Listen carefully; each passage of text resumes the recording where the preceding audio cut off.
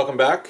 Today we are going to learn about how the pawn moves in chess.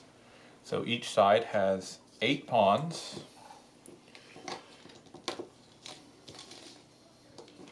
And they're short.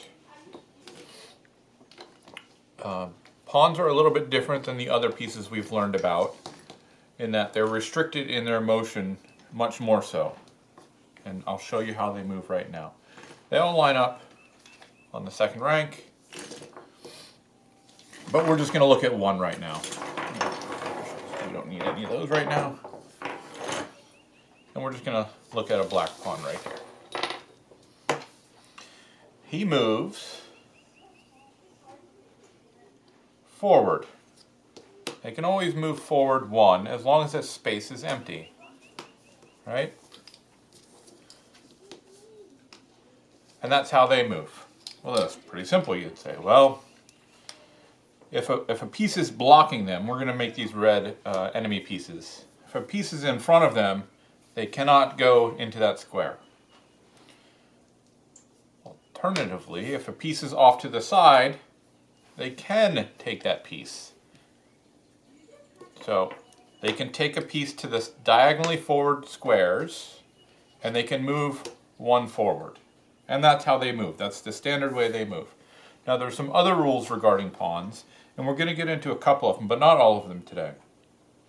On the first move, when they're on the second rank, they can move 2 squares, provided nothing is blocking them, but only on their first move. Every move afterwards, they can only move like that, attacking diagonally forward or moving 1 forward.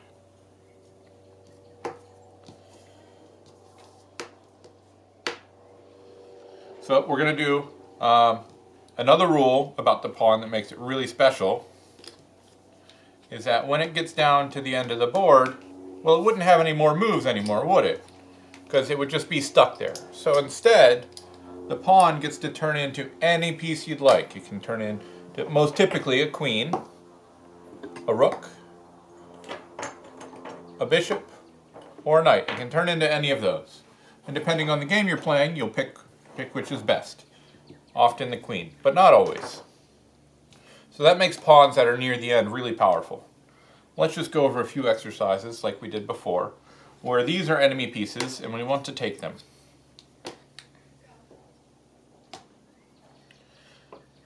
So on our first move, we could move forward.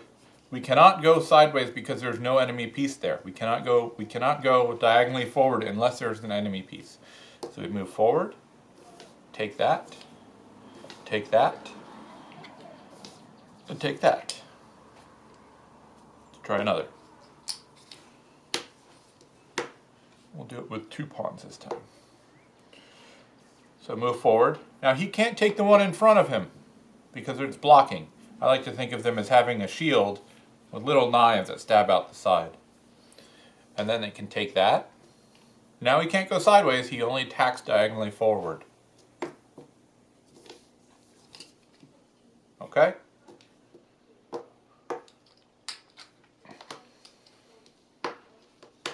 This one's a little trickier.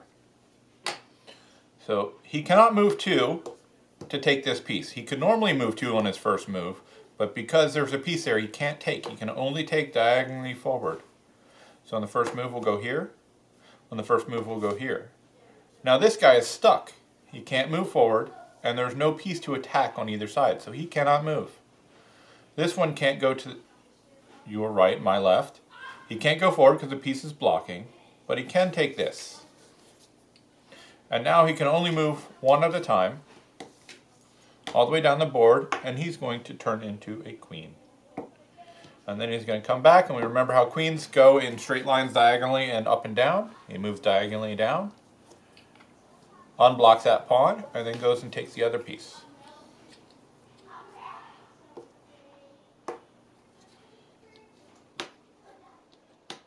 How many moves is it going to take those 2 pieces?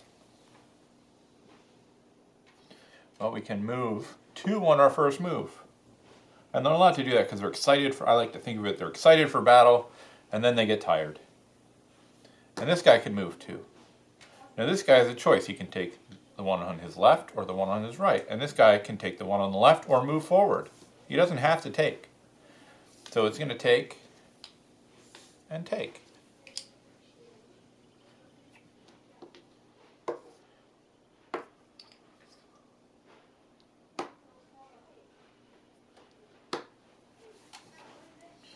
So if this is the case, the pawn in front cannot move. His front space is blocked. There's no enemy piece to the front diagonally. The pawn in back can move. He can only move one forward. He cannot move two forward because there's a piece in his way. So he's going to move one forward, and then he's going to diagonally attack that piece. This guy is still stuck. He cannot move. This one could move one forward, cannot move diagonally to his right because there's no piece here, but can take that piece. That is how pawns move. So to reiterate, on their first move, they move one forward or two forward, and they could always attack diagonally. If he was up here,